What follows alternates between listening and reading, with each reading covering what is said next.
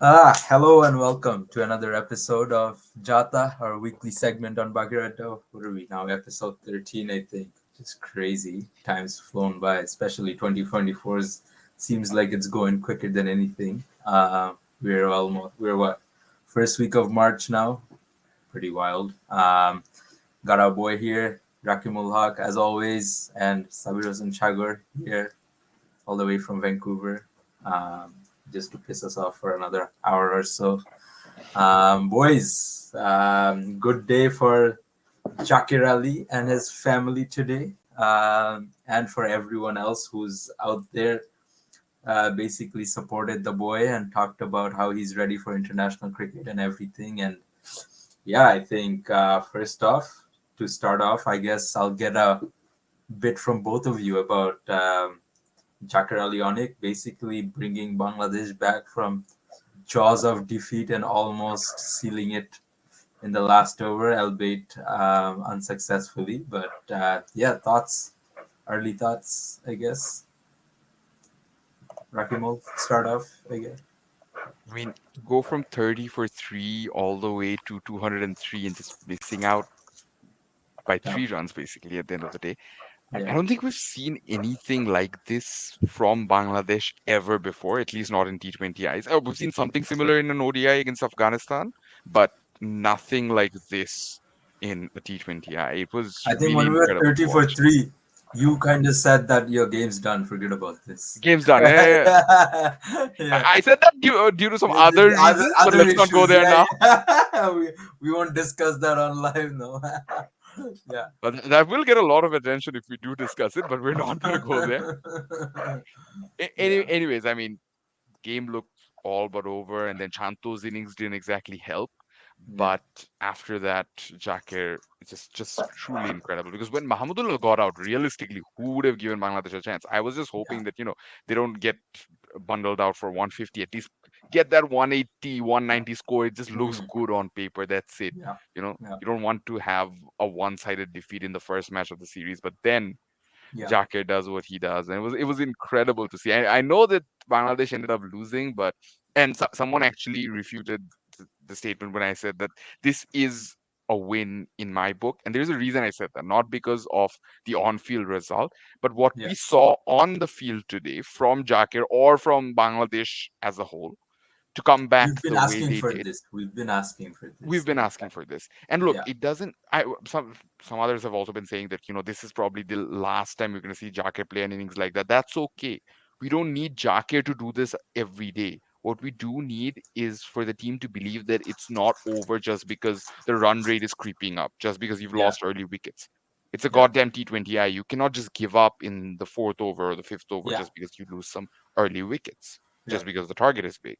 And Yeah. that was for me. That was what was really pleasing to see. And Jakir, let's just call it his unofficial debut because officially he got it in the Asian Games. We don't really Yeah. count that, but whatever. Yeah.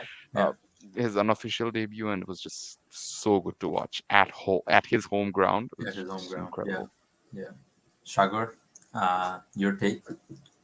Yeah, I didn't expect Jacket to be in the lineup today, to be honest, because there's some other batters in the squad, and Jacket was a bit down in the pecking order. Like I would have thought, I mean, he came in the squad because of an injury to Ali Alice Islam. Islam. yeah, he Right? was a So replacement player. yeah. Yeah. So naturally, I thought he was out of the 11, would be out of the 11. But Yeah. then when he came back and the innings I saw, as you guys mentioned, Bangladesh were almost down and out Yeah. in the first like 6, 7 overs. Yeah. But then that innings by Mohammedullah Riyad and then the impetus by Jakir Ali, that was crazy to watch. And yeah, as Rakibul mentioned, I don't think we have seen such an innings from a Bangladeshi batsman, at least for a long time. Yeah. The Yeah. closest I can just think in any format is I think maybe Ashraful or Aftab Ahmed, their Yeah. innings, maybe against West Indies. I think Yeah. Yeah. Aftab Yeah. Ahmed. Yeah. Back 2007 in Yeah, T20 World Cup, 2007. Yeah, 2007. yeah, Yeah. yeah. Yeah. The Yeah. crazy innings. I think he got Yeah. a 50. Yeah. So or yeah, it was maybe Liton something. Das against India in Adelaide. Please. Yeah. That yeah, So that was massive, Fardin was especially there at the the pressure. stands. Yeah, that was crazy, honestly. yeah. So just because those comparisons are coming tells you how big this innings is, even though this is not a high profile T20 international series by any means. Yeah. That too at home. But then I think we have a. It's too early to say, but we have a gem on our hands. Just Yeah. looking at the way he plays, it's not a natural Bangladeshi batsman or a typical Bangladeshi batsman that you see, run rate creeping up, maybe hit one or two shots, Yeah. and then give his wicket away.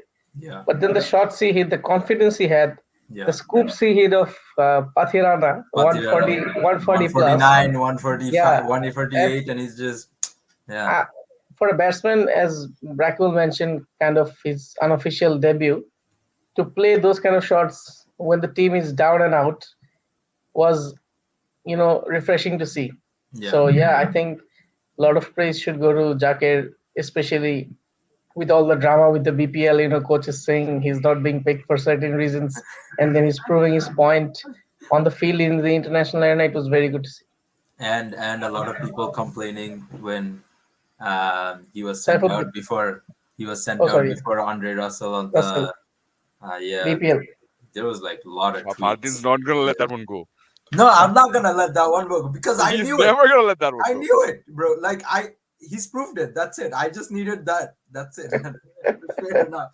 Anyways, before we get to the series, I think as a whole, there was a comment on last week's video. I just remembered, and we should probably discuss that pretty quickly. Which is Bangladesh has appointed two new coaches coming up. Um, Stuart Law was the front runner for the batting coach role, but he's decided to take up a head coach position with USA Cricket. So we've got David Hemp, who was actually the coach with the high performance side. He's gonna step up as batting coach now, full time, ex Bermuda player, but still comes with some experience around the world. Andre Adams, he will be stepping in as bowling coach, and he obviously played in the first ever BPL under Shakib Al Hasan. But more than that, he's now has a very well decorated coaching CV, having coached around the world in a lot of T20 leagues and stuff, albeit some in women's cricket.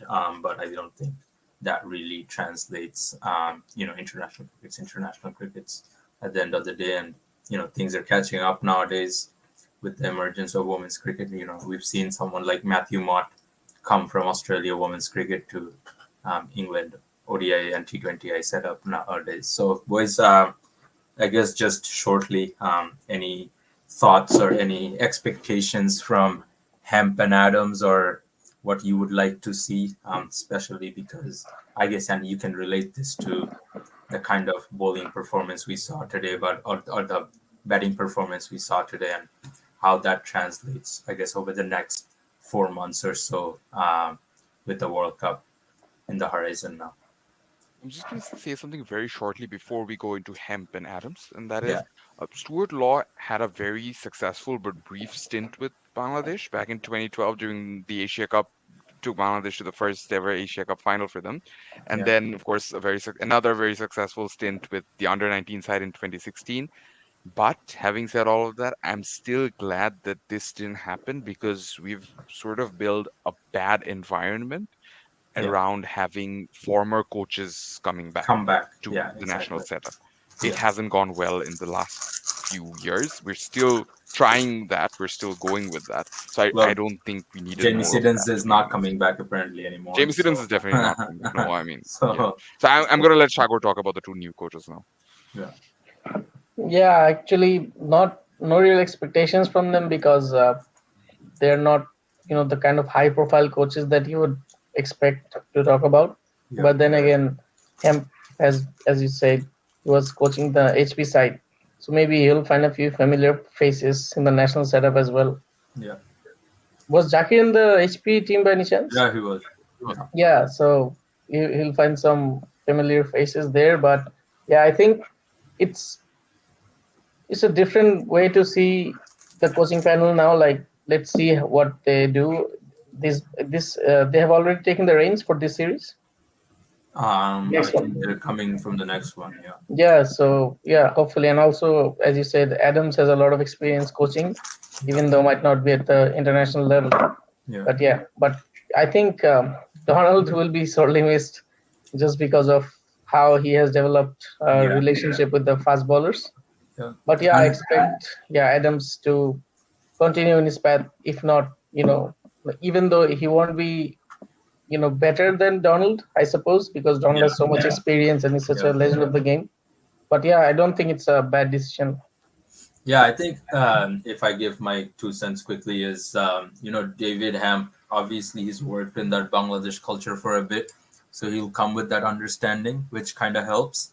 But I think he has his plate pretty full right now because we've got a misfiring top order on hand, and he has got to find a way to get this top order working because I mean, in reality, we only have these four options: Liton Shomo, Tanzit Tamim, and Anamo Bijoy to really play with, in the next Nine four shake. months. And Nine Sheikh, sorry, yeah. So those five guys, right? And you've got a way to make it work with these five guys if you want to really compete at the World Cup or even in the upcoming series, right? So because like Rakimul said, it's not going to be every day that Jakir Ali comes out and scores a 200 strike rate innings and somehow gets you 3 runs close to the target, right? So yeah, that's the little bit there with the batting, and I think bowling front, we are struggling a little. It seems um, there is a lot of pressure on maybe Shariful Islam as a whole, but I think as a bowling unit, there is a little bit of, um, I guess, tiredness setting in. Maybe workload management's needed, something of that sort. And Andre Adams has to find out, I guess, how to make best use of the guys that we have and find a way to succeed in the T20 circuit because obviously runs are going to be coming. Runs are going to be happening. People have to be okay. Some days they might go for 40 runs in 4 overs, and you're going to have to come back from that next match and find a way to concede only 27. So, yeah, so there's a bit for them to work with. So we'll see how that goes. In terms of the match, boys, first innings, let's get into it. I think the first thing that we want to talk about before even Sri Lanka's innings is, I guess, your take on Rakimul Taskin Ahmed. He seems to be out of gas a little. Out of gas, and again, it just doesn't help. We spoke about it during our Facebook Live with Alvi uh, earlier, just before the game. It doesn't help when you have such a small gap between the BPL and the Yeah, international series. However, Taskin, he did get a bit of a break because Dhaka underperformed terribly. yeah, Uh, Having said all of that, it's still not easy for a fast bowler who's had so many injuries all throughout his career and quite a few recently, in fact, quite a few yeah, recurring small niggles recently, yeah, which can get very persistent and very annoying. yeah, And it showed. It showed a bit. He was trying to push his pace, and it didn't work well. And once again, I mean, I was really hoping that Shanto would find a way to use all four of Taskin's overs before the yeah. 16th over. It's been proven time and again that That after the he's 15th or 16th over, Taskin doesn't become useless. It becomes very useful for the opponents, up basically. on. That's the Yeah, problem. yeah, You're yeah. No, feeding them 100%. whatever they need if you're Yes, giving him overs after the 16th over. And that yes, is the mistake Shanto made today. yeah, His captaincy wasn't great overall, but this is just one small thing I really hoped he could work with. He didn't, and I hope he finds a way to make it work. Otherwise, I would also want to see that they try rotating the three pacers a little with Tansim Sakib. I think Tansim Sakib is the yeah. only He's in the squad. other He's pacer there.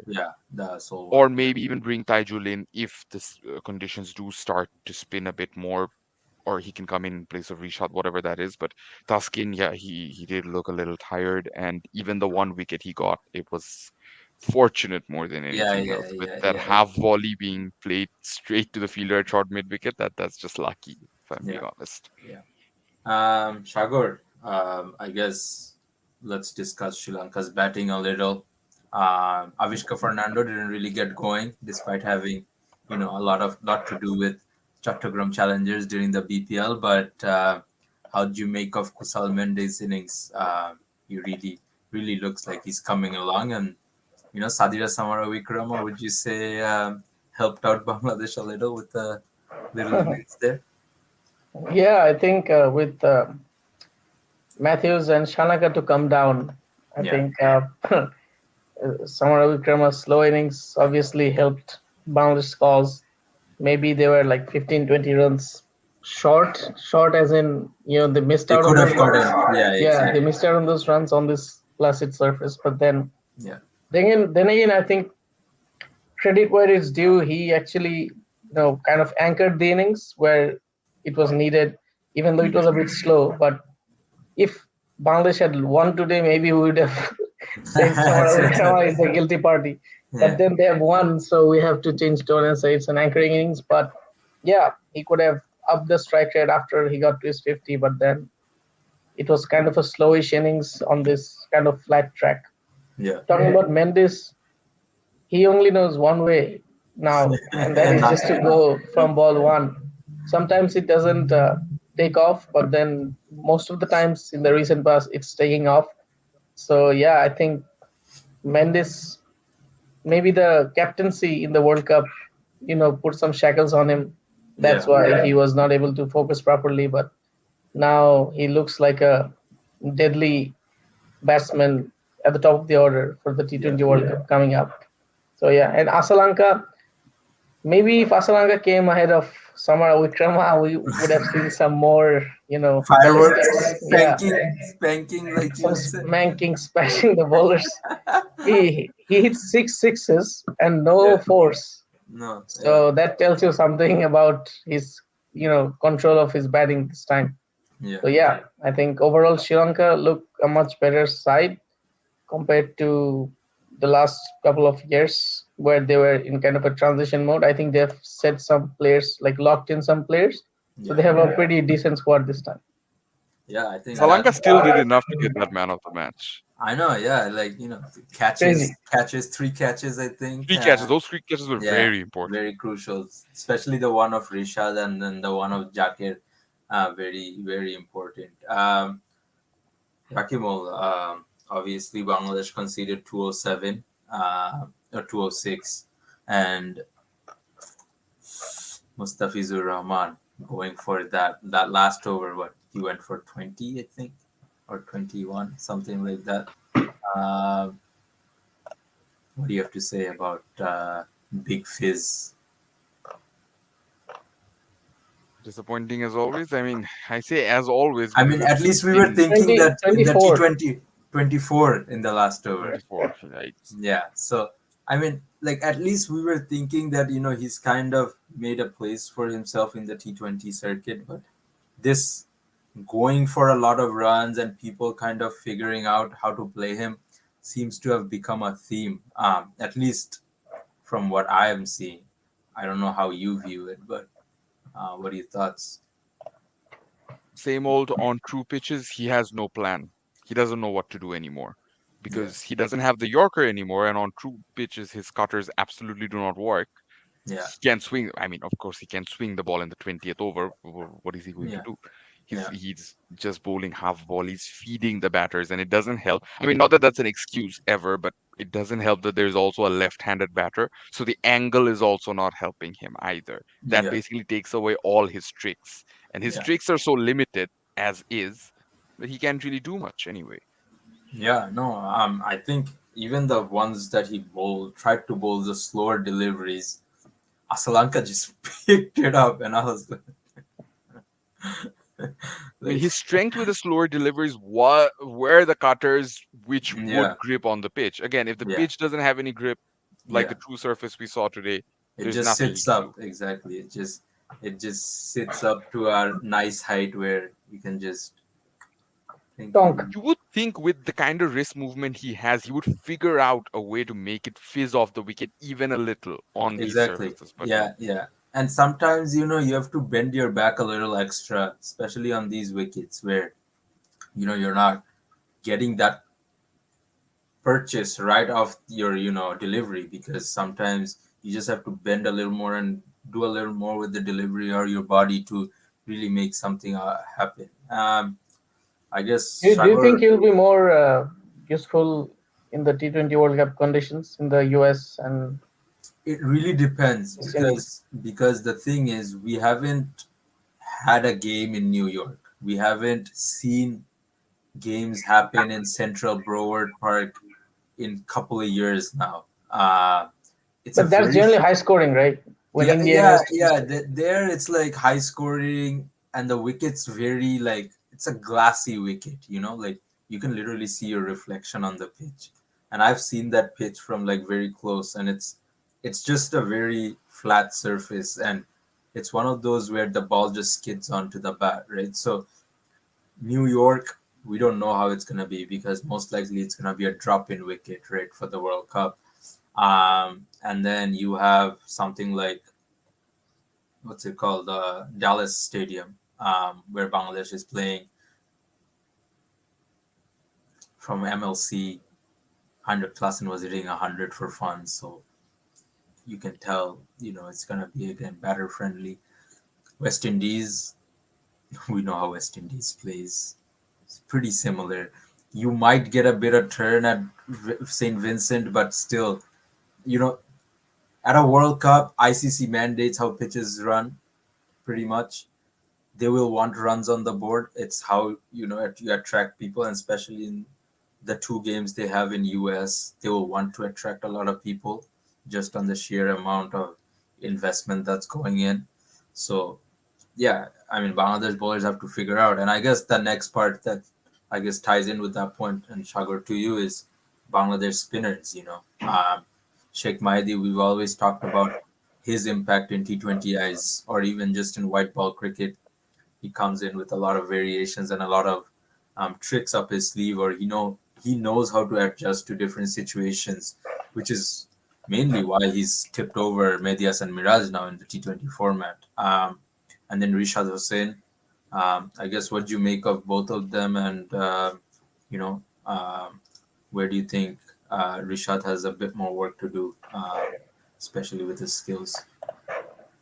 Um, yeah, Mahedi, I think he's a very tactical bowler. He knows the game in and out, like what the batsmen are trying to do, so he can vary his pace and trajectory of the ball. Yeah, So for him, I'm not concerned much. He might go for runs if batsmen go after him, but then again, he has the chance for getting wickets as well yeah, because he reads the game very well, from what I've observed.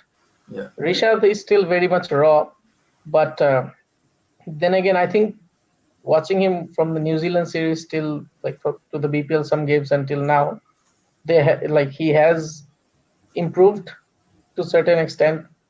Like he has more control now, but yeah, the only thing with like Rishad and in general with leg spinners, especially because we don't have many, yeah, is that they are very much inconsistent with their line and length. yeah, If he can replicate the likes of Adam Zampa, like who just keeps on bowling even in T20s, he gets like loads of wickets. yeah. Just Just bowling stump. He just bowls yeah, stump. just bowl stump to stump, Yeah, just yeah, get a flatter one in, get that LB or bowled. yeah, So he doesn't even have to have a wrong one. yeah. Zampa doesn't have a big wrong one like some other bowlers, but It's a then very yeah. He only he's very employs fast. it very scarcely. Yeah, 100%. Yeah, 100%. so he can look at someone like him because T20 World Cup is coming up, so there's not much time to, you know, bring out a new skill that he might not possess in his skill set.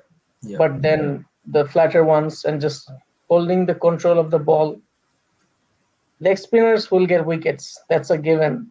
yeah, But then you just have to minimize the number of bad balls you bowl, the yeah, short balls and the full tosses. yeah, But I think from whatever I've seen, he's improving.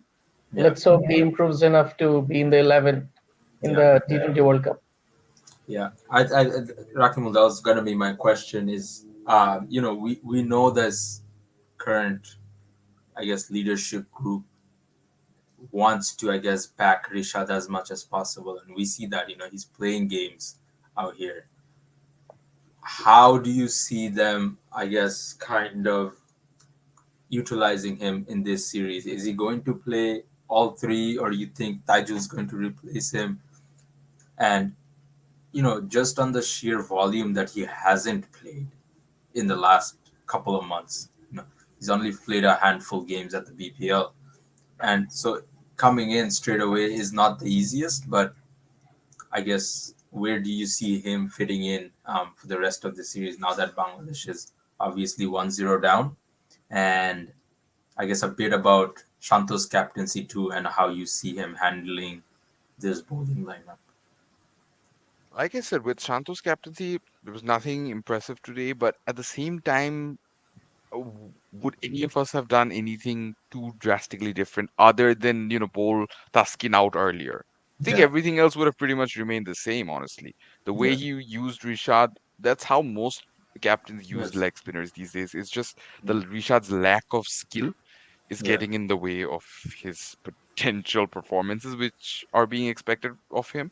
Because look, and this is going to sound very harsh, but I also have certain expectations from Rishad, but it's not enough if you're just a leg spinner. yeah, Anyone can turn their wrist over, right? yeah, That's not yeah, the point of being a wrist spinner. You need to yeah, have actual variations, actual turn on the ball, actual revs on the ball when it matters. He doesn't seem to have that right now, which I really hope is something he works on very soon. As for your question about whether he should get all the games in the series, I don't think anyone should get all the games in the series. But I also think, one match and drop is also kind of unfair. yeah, I hope they find the right balance to work things out because Taichul also needs game time. He hasn't played a yeah, single T20I since 2019. And if you're yeah, taking him based on PPL performances, which were exceptionally good, you might as well play him, man. Come on. yeah, exactly. No, and one of the things that you mentioned is that lack of skill, right? One of the things we kind of pointed out in one of our older episodes was Rishad pretty much he's very strong on that ring finger, and he tries to spin it off the ring finger. So it with the wrist spin, a lot of wrist spinners bowl it, they're very light on this, and it fizzes out of their wrist. It's Worse. that wrist work that comes into play, because you start with essentially this position, and it's that movement which is very quick. If you're trying to do this, you're just imparting drift on the ball and hoping that it will turn off the surface. But on surfaces that don't turn like that, you have to use wrist, because or else you're not going to get any purchase of it. And you have to, sometimes some guys bowl straight seam leg spin, right, where they literally have the seam like this, and it comes off and it gives you extra bounce off the surface. So those are things that he'll definitely need to, incorporate in his game, like you said, because it's just not enough to be a leg spinner. And if you want to contribute, and if you want to be a part of the team in that World Cup, which I'm sure he wants to be, these are things that we really need. Last little bit, Rakimol, there's a new thing going on in the team about Tiger's code. What do you make of it? I mean, I don't know enough about this new culture, but Yeah, it seems positive right now, right? yeah, The yeah, way we play and the way, like, it's more of a welcome to the team kind of a mantra, and it's something that the spectators can see but not yeah, be a part of yeah, course, because yeah. it's more It's a exclusive to the cricketers who make it to the highest level, and that's good to see. It's just something to enjoy for them. I don't think yeah, it's anything that's too serious. It's just meant yeah. to It be just enjoyed. keeps a little bit of uniform in the Uniformity. in the team. So, And Shagor, yeah, I yeah, think it's more important because of what's been happening with certain individuals who yeah, currently aren't part of the squad right now. yeah. So it's kind of important that Surprisingly, everyone else surprising. everyone else stays Yeah, in good terms. yeah, yeah. No, 100%. Shagor, Bangladesh top order. All three guys. Shomo Sharkar only scored 150 in the BPL. He had a few starts. Lyon, you could say, had a relatively okay tournament in the second half. After he got runs in Chattogram. And then Shanto overall didn't really have a good BPL. And we talked about this, at the end of the BPL and stuff, that, maybe Shanto's not too worried about his form and stuff. But I guess, what do you make of their performance today? And are you worried about this top three that we have at hand? Yeah, it's good question. I think the top three, if you lock it up like that, it's a difficult thing to have. But then again, Yeah, I'm not. I'm thinking if the management will be brave enough to, switch those players for the ones that are in the reserves, like Anamul Haq Bijoy or like Naim Sheikh. yeah, Naim Sheikh. Yeah, So yeah, but whatever we have, Liton and Shanto, these two I think are going to be for sure part of the 11. Like I mean whatever. Shanto's captain now, so they can't really Yeah, drop him if they want to. So I yeah, guess. yeah. So But yeah, I think it's a area of concern for sure for the batsmen because they didn't have a very good BPL, and with the T20 World Cup coming up, they should they should be looking to get some runs under their belt in a series like this one. And I think that might be one of the reasons why we are getting such a flat pitch. Usually, we don't get this kind of pitches for bilateral T20 ice. Another reason being Sri Lanka is a like subcontinental team and they have some pretty good spinners. But yeah, if they cannot get runs on this flat track, then I think some questions need to be asked, some serious questions. And maybe they'll look to really swap one of the top three, not Shanto maybe, yeah, but yeah, Anamul Haq Vijay or Naim Sheikh, they deserve a go after, especially Naim Sheikh after his performances for Dhaka. yeah. Shakur, I do have a question for you regarding Shanto's performance today. A lot of criticism has been targeted at him, and I understand that he looked absolutely horrendous out there for his 22 deliveries. Yeah. But the question is, a lot of talk is on how he wasted deliveries and everything, but if he got out earlier, we were 30 for 3 at one point. Had he gotten out earlier, had the score been 40 for 4, their idea is that, Jaquet would have had more deliveries to play with. But wouldn't that have been a far worse situation for Jaquet to walk out there at 40 for 4? Because that is just completely out of his territory. Even 71 for 4 is difficult for him, but at least it's not Yeah, out of yeah, his range. you're right. Like as I mentioned about like Sadira Samara Wikrama, right? It's a similar issue. Just because the other batters around Samara Wikrama got going nicely, that's why. But then again, he held the innings together when it was needed, or maybe he could have accelerated more. But whatever it is, he got the runs and he played those balls. Coming to your point about Zakir Ali coming in way earlier and out of his comfort zone, yeah, I think Shanto did play a good knock in that sense that he, weathered the storm. I think Shamim says it in his, imagine he's saying that weathering the storm. So yeah, he played. I actually, when you say he was horrendous at the crease, I'd like to disagree a bit on the just a couple of deliveries that he got boundaries of. I think there was a cover, yeah, cover drive and a flick. Yeah, So flat foot punch towards boundary. yeah, so he looked good with those two shots, but then again, it was a scratchy little innings when he was there at the crease. He's a much more fluent batsman, so I don't know what was going on that flat track. But yeah, usually, to be honest, I'm not worried about Shanto as a batsman going into the World Cup because, as he has shown in the ODI World Cup as well, like he can own the stage. Now that he's been given more responsibility, I think it will bring out a better version of himself because he wanted the captaincy in the first place for all three formats. Yeah. So yeah, he's someone that I trust will bear fruits in the future. But yeah, Jakir Ali coming in where he came from, then again changing the course of the game, that's a, I mean, crazy thing. But only if Shanto, could have contributed more, like maybe got a 30, 32 of the 22 balls he faced, maybe things could have been different. Yeah. Rakimul, more importantly, I think what we wanted to talk about was these batters that we talked about, the top three. They're finding similar ways to get out.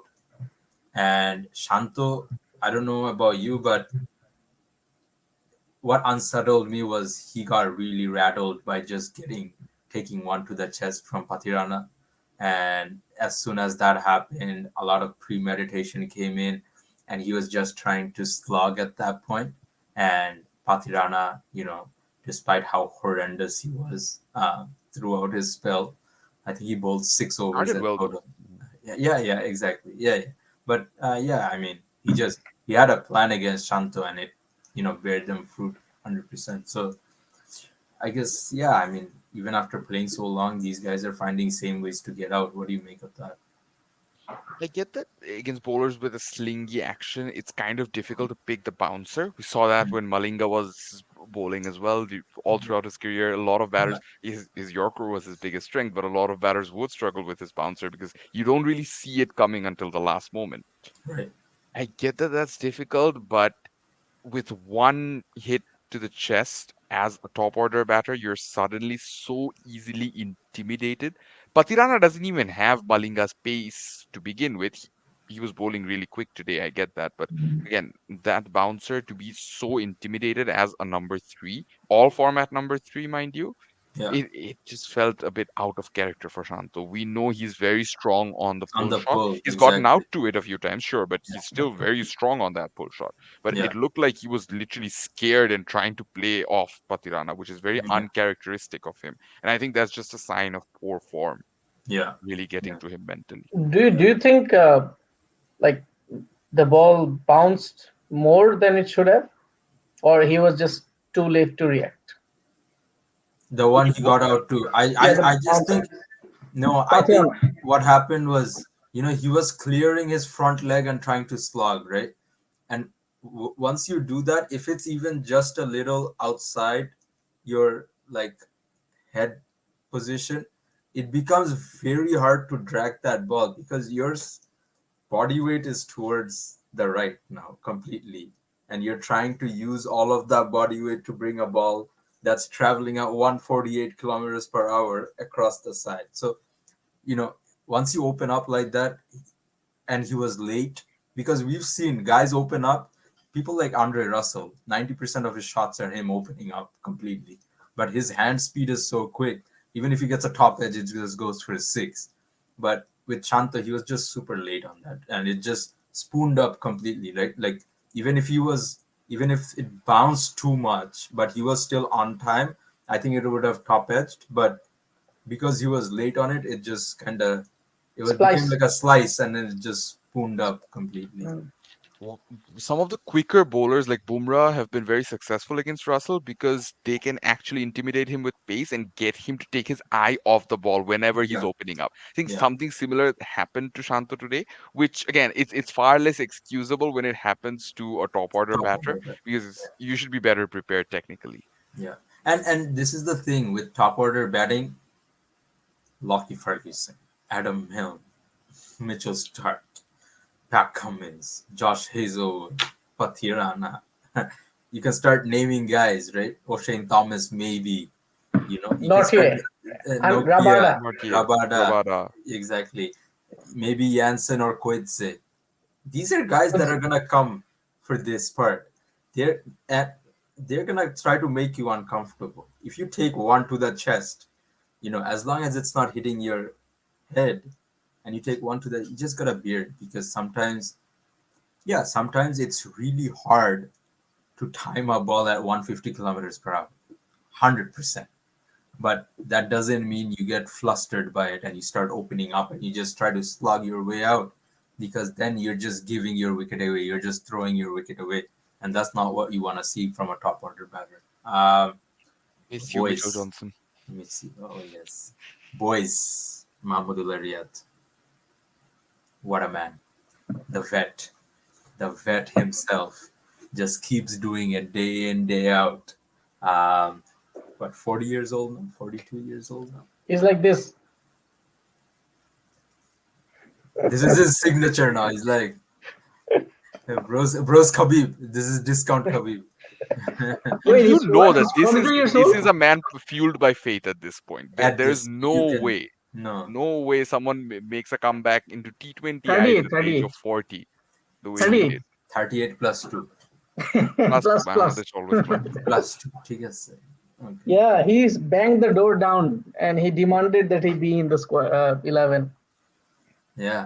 I mean, are you surprised he's not in the ODI squad? Even after this performance. I mean, like, how do you not pick a guy like this? Only logic is they're resting him right now because T20 eyes are the priority. That's the logic I see. Possible. Possible. What rest will you give a 39-year-old? He just has a few, maybe 1 or 2 years left. What's the No, but point of maybe resting? just wrap up the T20 World Cup and then give him ODIs for the Champions Trophy if he's still in contention for Uh, that. Even though, like, his performances say that he should be playing up maybe until the next World Cup. Exactly. Exactly. But yeah, I guess Rakim, what you make of the innings? From he's done this time and time again, but how effortless was it really? When he came, I know Tohid Ridho hit a first ball six as well, but when Mm, Mahmudullah came down the track and hit that one over, I think it was an over extra cover, Angelo Matthews, he timed it so sweetly. I just knew this was going to be it. This is going to be yeah, a proper comeback, even though he was dropped. And yeah, that's one point I'm going to come to now. He looked exceptionally good almost all throughout his innings, but the one problem we have seen with Mahmudullah Riyad before, he yeah. does struggle against spin whenever he has to Yes. Excellent. score Yeah, big. He yeah, always struggles against spin. yes, Like if you give him a situation where he doesn't always have to accelerate, yeah, in ODIs we get that he doesn't yeah. struggle as much. But in T20Is, whenever he has to hit big in every over, spinners kind of become his Achilles heel, and that is something he really needs to work on. You cannot be from Bangladesh and have Struggle. your Achilles heel be spinners. Come on. You're and such a good cricketer, all round cricketer, all things considered, even though he doesn't bowl as much back pain and all. But you get what I mean. and you have to think about something that Patirana, I mean Patirana, Tiksana is essentially medium pacer at times. So He was sometimes just you don't yorking even, him at one point. yeah, you don't even have to play for turn because it's not going to turn at 105 kilometers per hour.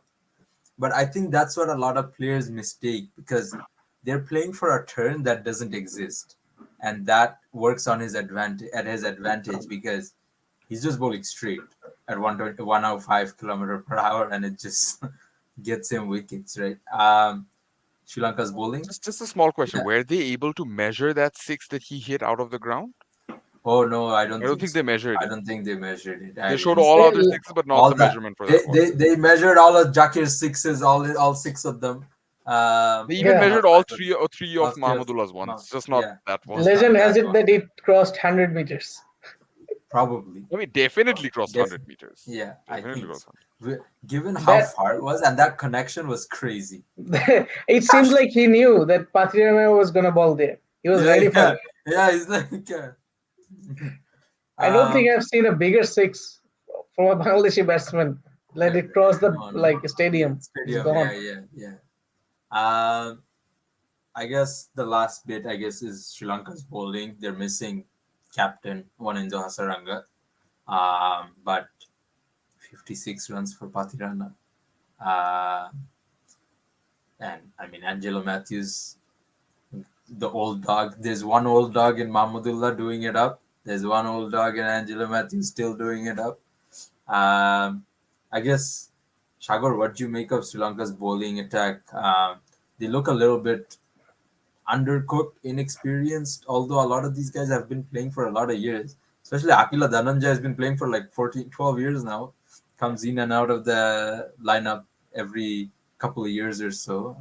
But yeah, I guess what you make of the timeout squad. Yeah, I think to be honest, they were I think a bowler short today. Because I'm saying that because Angelo Matthews and Dasun Shanaka, Hmm. those are not your frontline bowlers. Those are the part-time bowlers. I Matthews just consider. opens the bowling. That's it. Yeah, for a couple of overs for the swing. So you have Binura Fernando, Tikshana, Akila Dhananjay, and Pathirana.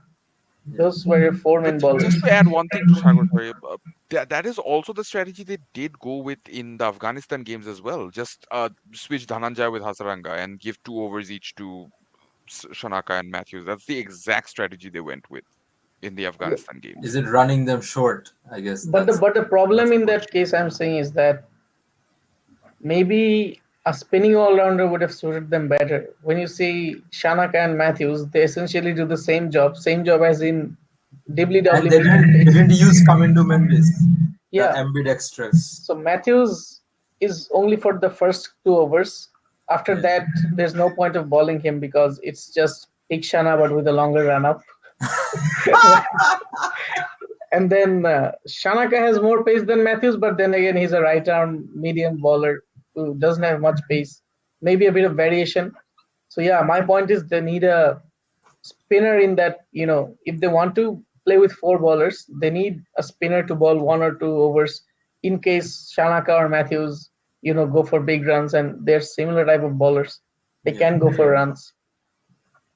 That is probably Rakimul what's keeping disagrees. Dhananjay De Silva in the squad right now. Looking at Rakimul's face, he's not happy with my No, no, deduction. no. I am happy. Like I'm just saying that that is probably what's gonna bring Dhananjay De Silva into the 11 eventually, Yeah, if that's the route they want to go with. yes. But then again, if Hasaranga comes in the team, it's a different dynamic. Like he's a leg spinner, accurate, takes wickets, all rounder, like batting, He captaincy. can bet anywhere. Yeah, he once he's in the team, it's a much more balanced attack. What do you guys make of Binura? I didn't even know he would have been in the squad, let alone the 11. Binura Fernando to me always just looked like he was overhyped because of his height. That's it. Everyone just seems to like him for his height.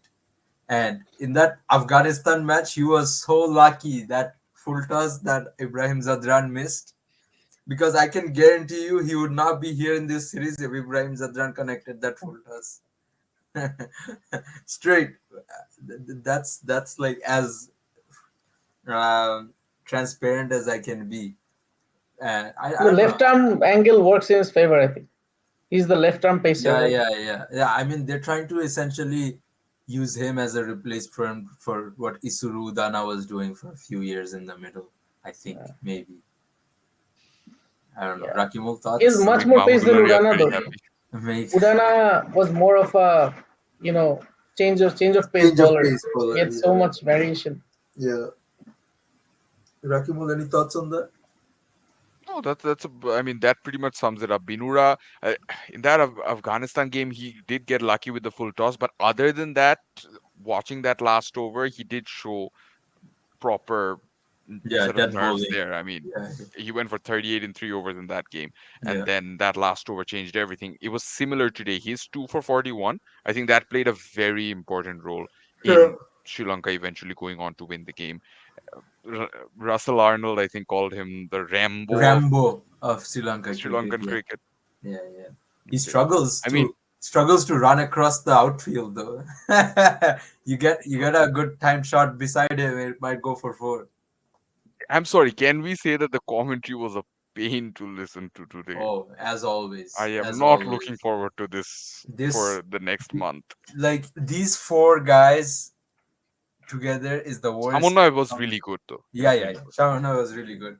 I mean, I think he's the outlier in these situations all the time because Shamim Atar and Russell Arnold just throw absolute garbage at you for 3 hours, and then when it's ODIs, those throw it at you for 8 hours. 7 hours. What about Mazhar? Oh my god. Mazhar? Was he there today? No, no. But nah, I can't. Please. I can't already take these two. Yeah, now you want me to take Mazaruddin on me too. Please. Rakimul said something, Mazhar the writer versus Mazhar the commentator or something. And it's true, man. It is true. Even when we hosted him on Bagherata, he was so composed. We were getting a lot of interesting insights from him, and this is not the same commentator we listened to on air. Yeah, It's just not. yeah, it's He's just a Dhakaya Bhai. He's from Lalbagh. thank you for the information on his whereabouts. We'll send our followers there to We're say gonna get salam. reported for this, for exposing people's Privacy, private confidential info. Boys, information. Uh, moving on. Australia versus New Zealand. They had their first test. Cameron Green has finally come around. Cameron Green is here. That's all we can say. Australia were down and out. Their back was against the wall. They were 267 for 9. And then Cameron Green played what you could say is probably one of the best innings we have seen in the modern century. 174 of 275, 23 fours, 5 sixes, and especially when he knew it was the last over of the day and he just wanted that 100 no matter what, and he went after Will O'Rourke. But I guess we'll start at the top, which is Rakimul Haq, Steve Smith, the opener. He was saying a lot. He was talking about how he averages 60 after 4 innings, etc., etc. 2 innings here, he looked like he was lost. He managed to survive just long enough in that first innings to First, get some yeah. runs, but again, he didn't look good. There was nothing to look at in the second innings. Oh, Of course, he got out in the third delivery. bold. Thank you. I mean, Saudi would be really happy because he looked completely out of sorts in the first innings, and then First, he basically got to make a comeback because Steve Smith threw his wicket away. yeah, yeah, Yeah, and all that said, I mean, this experiment, it's brave of him to take up this experiment so late in the game. He's still going to be regarded as the best test batter of his generation, yeah, regardless of how things go from here. But it's kind of running its course, and I think Marnus Labuschagne will also be worried because his yes. poor form could result in something horrific for him. I mean, if Smith decides to push himself down and then they replace Labuschagne out, that's difficult, right? Where is Cameron Gramcroft? Can someone please give him a call? Shagor, yeah, I mean, Labuschagne looks to be struggling. Now it's what? I think 22 innings since his last test 100. Yeah, Not, Labuschagne, not looking good. don't know what happened to Especially him. he was 1 of 27 in the first innings, second innings, um, Two down from the leg 13, I think. side, down the leg side. I guess, yeah, where do you see his fortunes playing out this series? See, Marnus Labuschagne has been like I like him a lot. His batting and his off-field antics. Like he in the off-field also he's trying to bat. In Yeah, the whether it's backyard cricket or whether it's crafting up a pitch like sand and stuff, and then practicing for spin-friendly wickets. yeah, I think he's a lot dedicated than most batters out there. yeah, So looking at his poor run of form, I mean, 8 or 10 innings, maybe just one or two double-digit scores yeah, is disheartening to see. But then again, I feel like he's a quality player, and with the amount of first-class cricket he's played, he will make a comeback.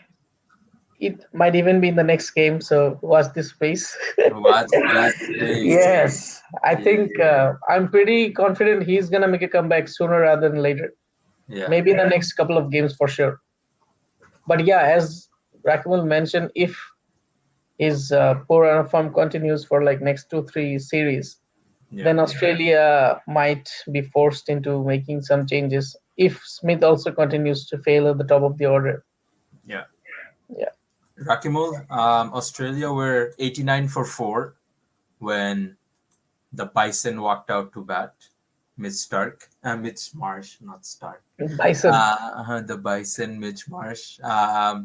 40 of 39 balls from the Bison there.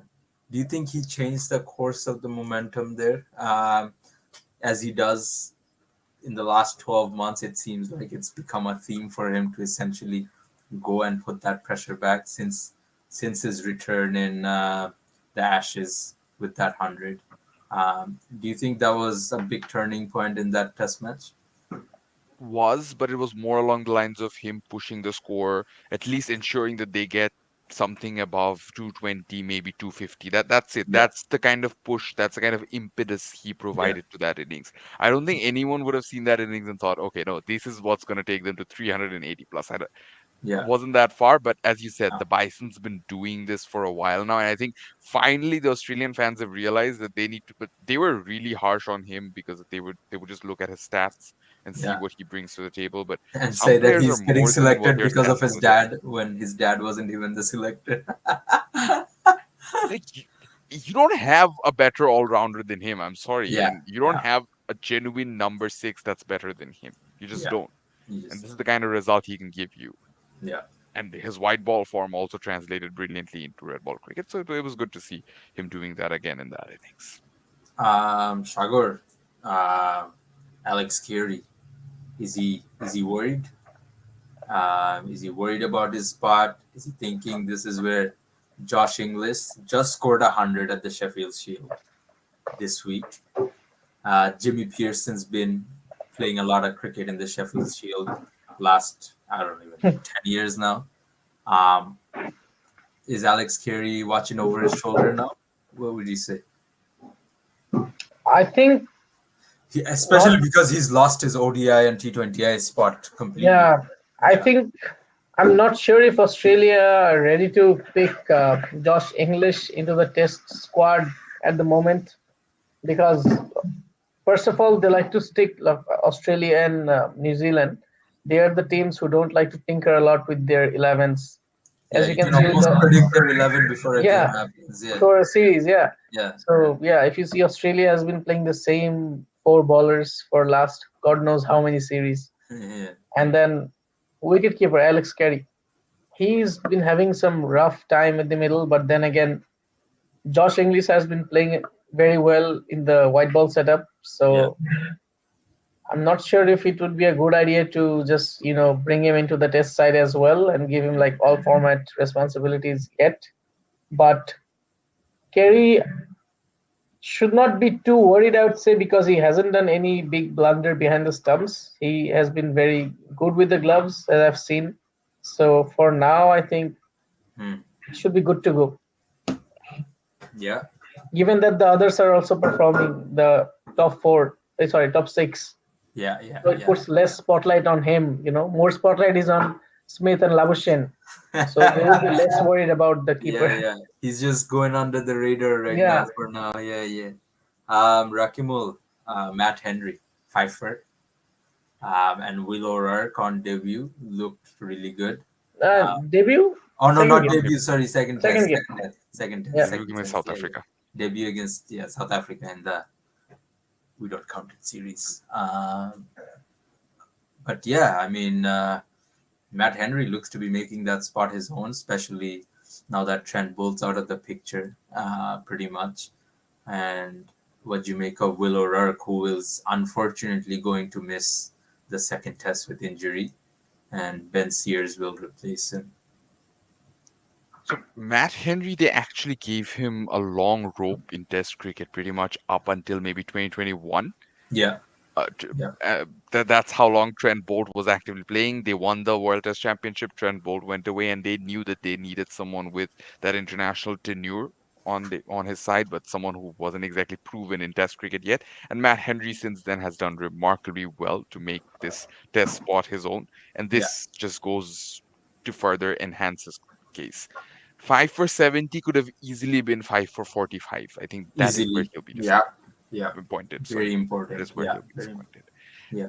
O'Rourke looked good. Again, he needs to work on this injury issues because I know it's just one uh, niggle right now, but things In a young can escalate career, real yeah, quick. exactly. Yeah, Ask Jameson. yeah, yeah, yeah. Yeah, especially because of these tall bowlers, it's a big thing that you gotta manage. Yeah, And overall, this pace attack, this young and talented pace attack looks really good, but uh, Green really took Green a took a liking to liking, this man. attack. Yeah, he took a liking to this attack, honestly, and he went after it. Do you guys think they missed a trick by not playing Santner on this wicket? Because it seemed like it was turning right after. Glenn Phillips got a fifer in that second innings. Do you think he could have made a difference? so he could have made a difference, but Hmm. then I'm not sure if New Zealand missed a trick by not including him in the 11 Hmm. because if you looked at the pitch, it did not look that it It would was become this way completely, from day. yeah, yeah, yeah. Yeah, It was like, yeah, so it was very uncharacteristic of a pitch that Wellington offers because Usually you get two kinds of pitches like in New Zealand. Either it's seaming a lot, especially in the first day, Yeah. and after that, most of the times it's flat or it's flat throughout, right? Just the first Yeah. hour there's some movement, but then it's flat. Like the Yeah. Bangladesh test match, like where they racked up like Yeah. nearly 600 and still Yeah. lost. Yeah. So yeah, I think you're right that he could have made a difference. For sure, he would have picked up some wickets because it was assisting spinners a lot.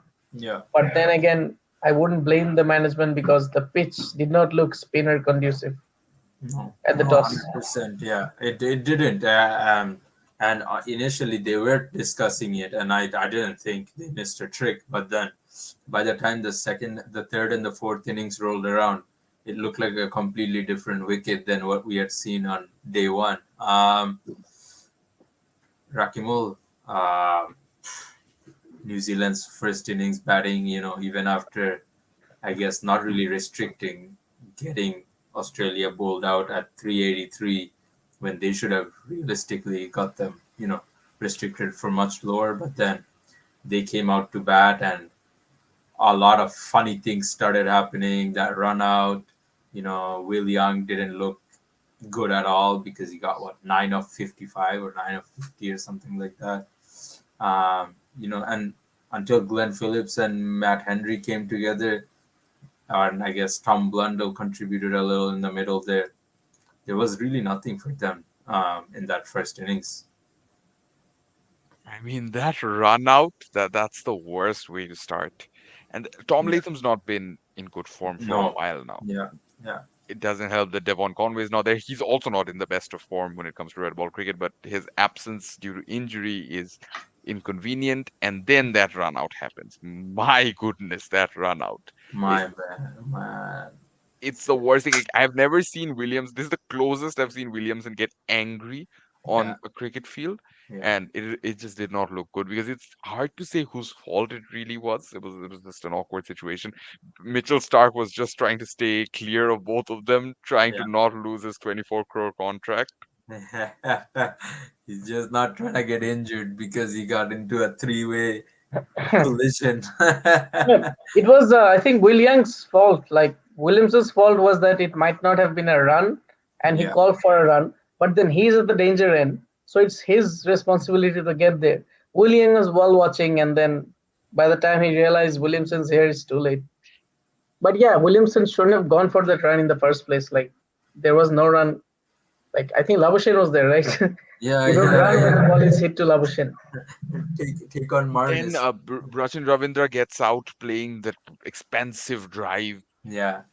looking to drive through point. It just looked very uncharacteristically panicky for Yeah. New Yeah. Zealand. They We just look don't really see fidgety, I that. guess. Yeah. Yeah. Very Which one in fidgety, the yeah. second innings to Lyon No, or no, first? no. First innings. Even in the second innings, short and wide, he just spooned it to Yeah. Yeah. Yeah. point. I think it was similar Backward to point. Rajat Patidar's dismissal of Hartley, Oh yeah, short that and one. wide upside off. Yeah, Yeah. Yeah. not a At bit. least in the second innings, I can understand that they were, desperately trying to get the runs quickly so that they can have some sort of pressure on Australia. But in the first innings, it was inexplainable. They had all the Yeah. time in the world. Yeah. They just didn't really need to throw their wickets away the way they did. Right. Glenn Phillips, the all-rounder. How good is he to watch? It was amazing. Shagor? Honestly, this guy can do everything. Phillips can do anything. He can bat, he can ball, he can keep, he can field. If you tell him do umpiring, he'll umpire as well. I think Yeah, at he this can do point, I think, everything, man. yeah. Yeah, and No, he's so energetic. He wants to give his 100%. Something like Labuschagne, like the energy in the field that he brings. Yeah, yeah. Rakimul is wanting to say something. So energetic. Can we say that he lights up the field? Stop it. Stop it. I am not going to elaborate on Stop that it. joke. I am not. I Stop am I am not ashamed of it, but I'm also not it. proud of Also it. not going to. That's fine. That's fine. Boys, Nathan Is Lyon, the Shagor still trying Gaza. to figure out the joke? Huh? Yeah, I can't understand what is. Phillips, bulb. Phillips, Bulb, Oh, acha. Brown. Light up. Okay, okay. There's our spelling bee master. Anyways, I don't know who gave Shagor this spelling Mm, bee championship back in the day, which is that needs to be taken away from him now. crazy. Crazy. Nathan Lyon Gaza 4-4 in that first innings, although he was very much helped by New Zealand's frantic batting. But Nathan Lyon, the batsman, showed up in that third innings. The Night Hawk. England wants a Night Hawk. They need Nathan Lyon. But yeah, I mean, that 46, how good did it look actually? Because he just looked like he was actually a top order batsman. Yeah, he looked like a proper batsman. Like Yeah. I don't know who was with him at the other end, but Thing was what it was initially Kawaja, right? And yeah, then yeah, Khwaja, Cameron right? Green. Yeah, Khwaja was playing, I think, I don't know, kind of dead batting. yeah, Like he was so slow, and Lyon was scoring all the runs, and he was scoring like proper shots, yeah, cover drives and drives, straight drives. So yeah, different dimension to the game, Nathan Lyon, growing in confidence after his what I think 5 wicket haul against all test World Test Well, Championship teams. yeah. Yeah, it was good to see Lyon. Usually he is the worst batsman in this Australian lineup with Hazelwood, With but Hazelwood, yeah, now you see there's no tail for Australia. Everyone can bat. yeah, Hazelwood and had a very good first innings. Lyon has a Yes, good Lyon second second. innings. yeah, and I think Hazelwood's taken it personally since Shamar Joseph got his off stump rooted that I'm not getting into this situation. Tajul Islam did to me once. Now Shamar Joseph had done it to me. I'm fixing my game completely. Uh, Just to but add one thing, that yeah, Nathan Lyon, it's very unfortunate because almost any other day, 9 out of 10 days, Nathan Lyon would have won the man of the match because you wouldn't see this sort of an absurdly good innings from yeah, anyone, Chris yeah, Green or otherwise. yeah. But in this case, 10 wickets and 51 runs total in the game, not getting him man of the match, that is rare. Yeah, yeah, it is, especially because of the margin of victory that we have on hand, right? And you usually should see it go to a bowler because it just ends up becoming that a bowler just steamrolls through the opposition. I guess the only thing is, do New Zealand have a little bit of worry with them now that they've, I guess, faltered here twice, or they wouldn't be too worried about it. They just look to go to that second test and bounce back again. What do you make of that, Shagor? Buddy, where is your audio? Sorry, it cut out. Can you repeat it? I said, do you think New Zealand's gonna be worried about now that they have had two faltered innings, or do they just go to Christchurch and think, put it No, behind us and start fresh again? no, I think they should be worried because it's not just two falter innings, but 3 games in a row that they have some sort of mishaps. Yeah, Even though they have won, They yeah, gave South Africa a sniff South too. Africa's second string side, they were struggling at times, even though Yeah, they won convincingly at the end. But if you yeah, saw the match, you could see that they were not really comfortable in certain parts of the game. So yeah, yeah, I think they should be rethinking their approach yeah, because I think sometimes their batsmen go into too much of a shell. If you look at Daryl Mitchell, he's a free flowing batsman. yeah, Sometimes I think in the second innings he was dead batting everything, even yeah, when there were other batsmen with him. So you need to get the flow of runs. And Mitchell, I see him as a sort of batsman like Mitchell Marsh as well, because he has the shots to do, put the opposition under pressure. yeah, So I don't know. Will Young, Williamson, Latham, everyone is similar kind of batsmen in the sense that they take their time yeah, and anchor the innings, play the mm, long innings. So you're not getting too many runs there in the first, let's say, 50 overs of the game. You're yeah, scoring at 2 runs per over. yeah. But then if they don't contribute at all, it all falls to the middle You order.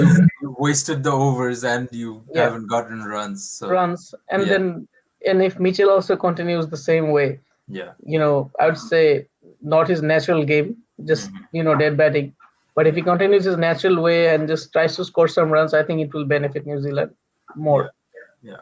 Absolutely. Rakimo, I guess the last bit about this test match is Tim Southey. He's the captain now, but his form seems to be suffering massively, massively. And this is across all formats.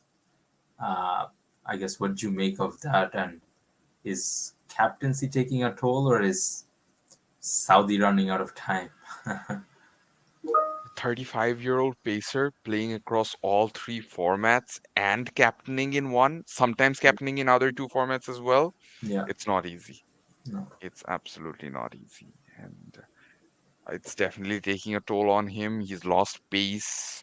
He's losing swing as well. I He mean, was bowling his like pace, a lot of his 122, pace depended on his 123. swing, but Yeah, yeah, the kind of pace he's bowling, it's not going to intimidate the Australian batters ever. no, no.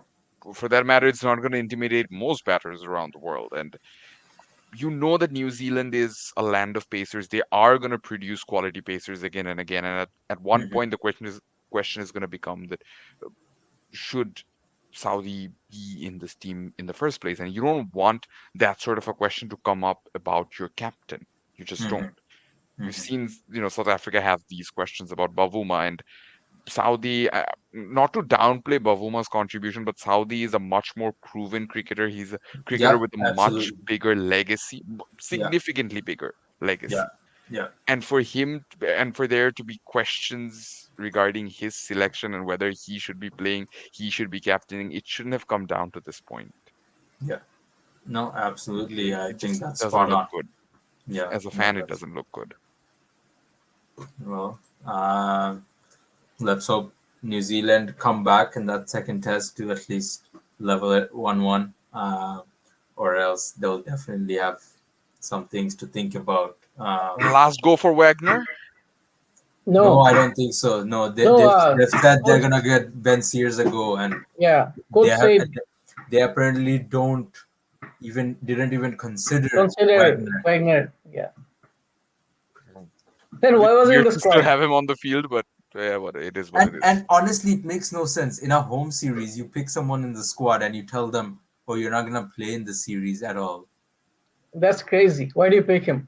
Why did you Also, pick him? Kugelline, I'm sorry, but the way things are stacked against Kugelline, a lot of people still believe that he shouldn't be anywhere near international cricket at all. I was gonna surface that is, what do you make of Kugelein's inclusion? Because there's a lot and a lot of, I guess, In things to say about why he shouldn't be playing.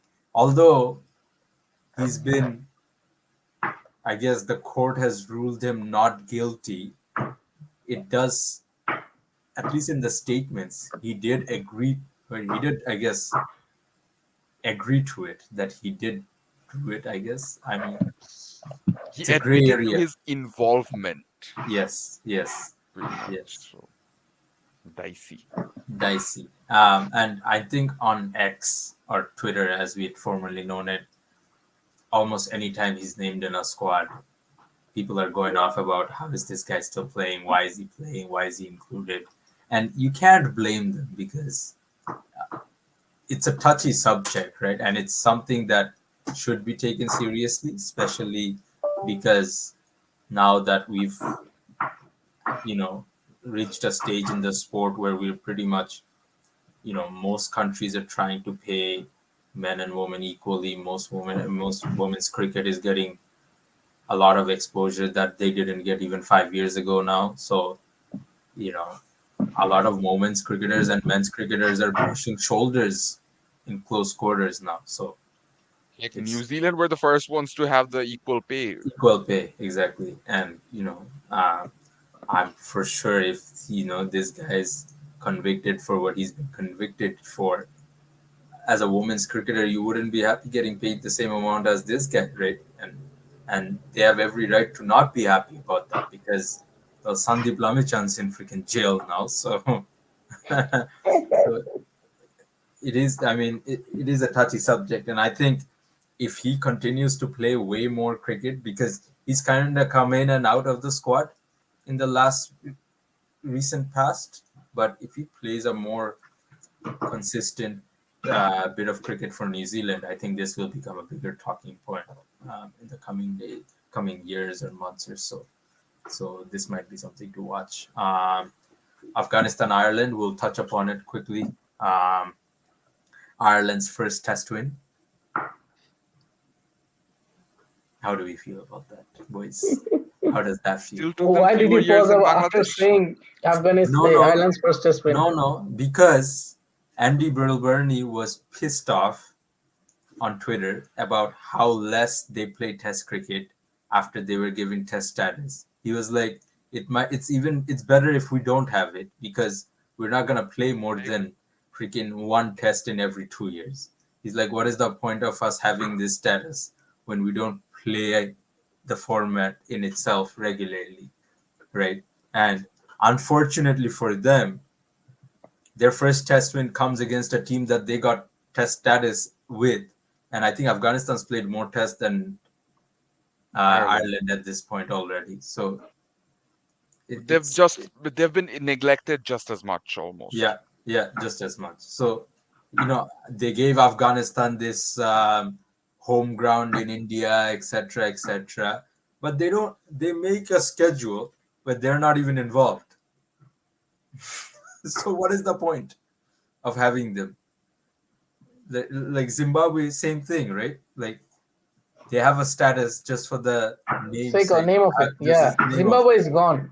Their test is gone. gone. Like, can you convince Sikandar Raza to come and play a test series? Probably not. Very unlikely. And he does it for his nation. He does everything for his country.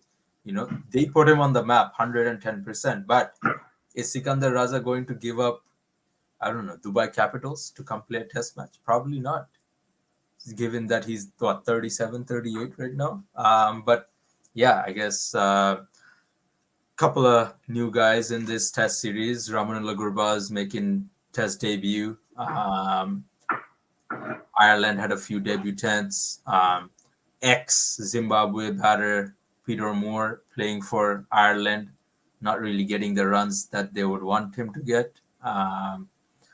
Curtis Camphor batting at 3, getting some runs. I guess Rakimur to start off Afghanistan's first innings. Mark Adair just went through them pretty quickly, and no one really stood up other than Ibrahim Zadran there So and good to Karim see Jannat. Yeah, Marketer perform the way he did. He's been good since Ireland's Test debut, pretty much. yeah, It looked exceptionally good at Lords, I think, when he played against England. And overall, it's good to see that his performance is finally bringing Ireland the result that yeah, they've been waiting for. yeah, And yeah, it was just really good to watch. The Afghani batters need to work on the way they deal with these quality pacers. They really do. and I guess Shagor, what you make of Ibrahim Zadran? I guess getting a start but not really converting, and I guess none of the Afghanistan batters really applied themselves at all in that innings. Yeah, they played too many loose strokes and gave away their wicket. The pitch was not exactly spinning too much or seaming too much. It's a typical UAE pitch. Yeah, There were plenty of runs. So yeah. batting was not good from either side. And especially But they were playing at an outer ground, which is as flat as it gets. yeah, Yeah, but then yeah, I think Afghanistan's batsmen should have been more adept at playing in those kind of pitches because Ireland are usually suited to play in seaming wickets. yeah, And then Afghanistan had some spinners, couple of spinners yeah, to, you know, cause trouble to the Ireland batsmen. But then Afghanistan really played very badly in this game. Like their star players like could not do anything. I think. And then there's Fardin's boy Kais Ahmed who continues to disappoint. It's Not okay. Kais, sorry, not Kais. Kais, Uh, Zahid Khan, Zahir Zahid, Khan, Zahir the Khan. left arm. Like yeah, yeah. Oh my God, Why is he in the team? bro! Just because he bowls left Yeah, arm leg spin, that's all. They want him as Kuldeep Yadav. yeah. But yeah, fourth innings, Balburney guiding them to the victory was good sight to see. I think he was not out. Yeah, he was not out. They were in some trouble with Paul Sterling gone at 39 for 4, Yeah, chasing 111. But then Balboni got them over the line, and you could see in his pretty face fitting. that, yeah, it was more of a relief that, yeah, they have made it, like they have got the first win. And Yeah, it was quite emotional that yeah. hopefully this will encourage more Irish young players to play test matches if they have the chance. What did you make of Ziaur Rahman's 5 wicket haul in that first innings for Ireland? He looked, He's a like he looks like a proper spinner, like proper yeah. spinner as in he balls line and length, like he'll keep balling at you, and he likes to bowl long spells. Hmm. If you look at his, I think we already talked about his first class stats. Yeah, 30 yeah, matches, yeah. 30 matches, 165 wickets. I Well, don't think that's unheard of. yeah, yeah. So last test, who did they Almost play three against? wickets an innings, which is crazy. Yeah, I think last test they played against Sri Lanka, right? Yeah, Yeah, so that game he wasn't doing that good, but then against Ireland he was really exceptional. He got 6 wickets in the game, hmm, and he also bats decently. yeah. So I think it's a good find for Afghanistan.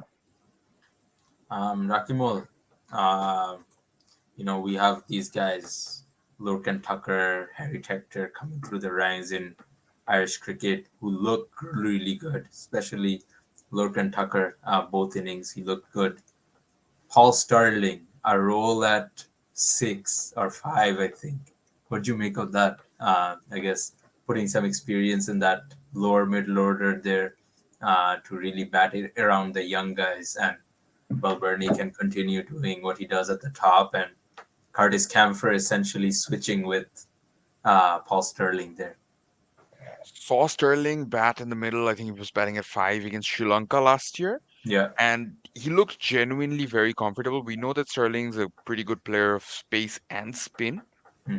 and that comes in very handy in these conditions in the middle. I Yeah. also think that Paul Sterling, the bowler, is going to be very useful in all Asian conditions. So Yeah. overall, I think it's a brilliant move to have someone as experienced as him batting in the middle because, yeah, as some people pointed out, that his fitness is just not right for a test opener. Neither is his technique, and that's okay. At this stage of his Yeah. career, you can't expect him to change his technique or approach. So Yeah. this is fine. This middle order duty is suiting him really well, Yeah. and for as long as his career goes or however many tests Ireland get during that period, I hope that they stick to this.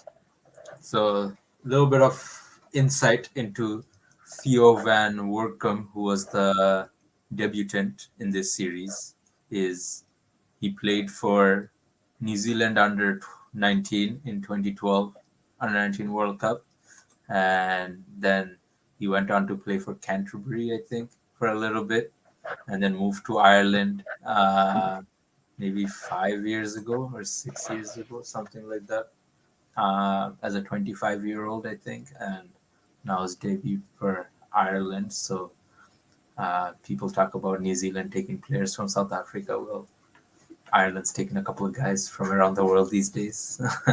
And I mean, that always happens when you You see know, cricket. following their big brother England. England, yeah, yeah, yeah. England known to take players from other countries. So, um, The Irish are not gonna like being referred to England's yeah, younger brother. Trust me, they are not, yeah. and I don't blame especially them. especially after Owen Morgan and Ed Joyce situations have happened. Especially after what actually happened historically between the two Historically, yeah, nations. yeah, yeah. I'd be very delighted if we have some Irish viewers here who want to True, true, who true. would blast us in the comments for saying yeah, this? who wants to blast me in the comments for that reference? So let's see. Bring Let's see. out the Irish fella. Yeah. For the record, speaking of Irish viewership, we do have on our Facebook page, you can find an interview of Balburney's parents, Oh actually. yeah, yeah. Where our boy Ryan Ryan Rahman Rahman, almost got first innings sliced up disaster. by he got sliced up by Belburney's parents. Was it during the World Cup? No, it was during Bangladesh versus Ireland series Test at home match last year. last Oh, year. in Bangladesh. Yeah, Yeah, yeah, that was Yeah, in yeah, Bidco. yeah. Hmm. yeah, yeah. So Well, boys, last topic of the day is Pat Cummins has become captain of Sunrisers Hyderabad over Sunrisers Eastern Cape captain Aiden Markram. How do you view that? Is it a kick in the butt for Markram? I mean, I would be pissed off. I just won your franchise a tournament in Uh, somewhere else. Even What one, is two. two actually back to back? Yeah, that's right. And you don't no, give me the captaincy at the big stage. What is this behavior? you know, it won't be a kick in the backside for Markram, but yeah, he should have reason to feel disheartened. But then again, he should see who he is being replaced with, who that person's record is as a captain. If even if not for IPL, but like he has tremendous success over the last year, so that should give Markram some solace that a guy like Pat Cummins is taking over. But then again, T20 cricket franchise, Markram has been doing so well, leading the side. 50-50 call. 50. Rakimul. Well, The thing is, I think it's all about the price tag. When they got Cummins for 20 crore, a lot of us were already talking about them giving him the captaincy potentially because yeah, Cummins, the T20 bowler, even Cummins, the T20 lower order batter, they're useful. Yes, we've seen them perform in the IPL from time to time, inconsistently, but yes. mm, But they're not exactly, shouting out that we're T20 material, buy us for 20 crores. yeah, There's definitely more to it than that, and that more to it was the captaincy yeah, aspect of things. You yeah. don't buy a player for 20 crore and bench them. You're gonna Right. play them in all the games as Yeah, long as they're fit, yeah. which means realistically, some Mm. other foreigners are going to miss out. So you might as well just give them the captaincy at that point.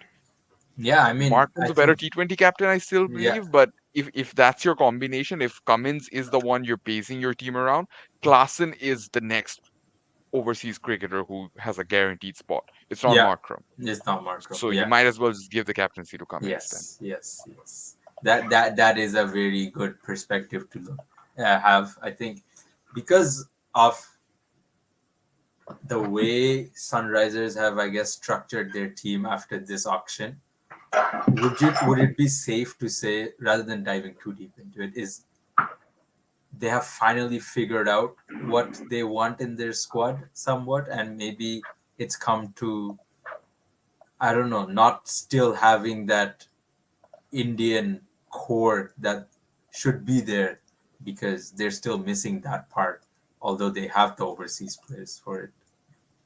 They have 8 quality foreign players, 7 of whom could walk into any other team's playing 11. Yeah, But that's their issue. They're local. They don't have a solid enough local core, and the yeah, ones they do aren't performing. That's the main issue. You yeah, cannot fix that with even a million other foreign yeah, players. You just yeah. cannot. Just can't. Yeah. Well, boys, thank you. This has been really good. We're just shy of an hour 30 there, but really good conversations. Obviously, still two games to go. Quick shout out to Team Canada.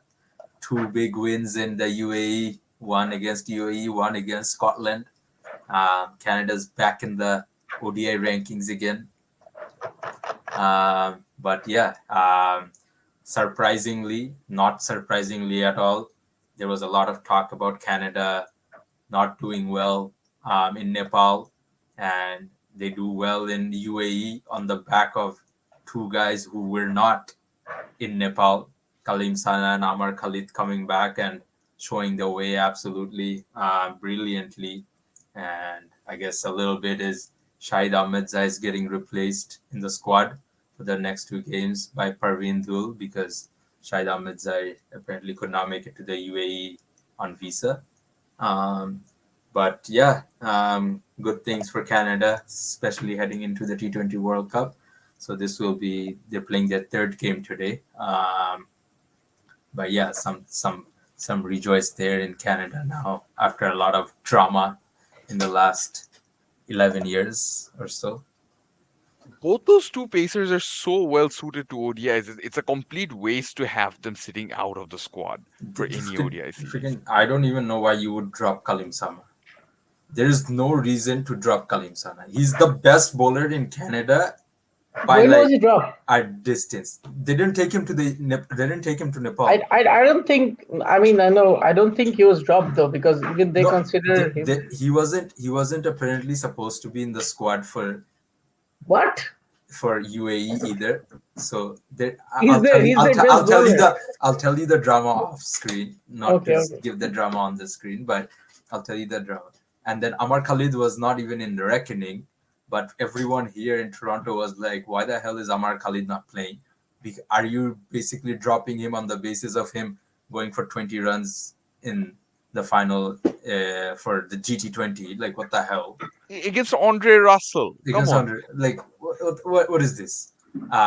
So yeah, I mean it's good to see both of them back in it. But boys, thank you. This has been really good.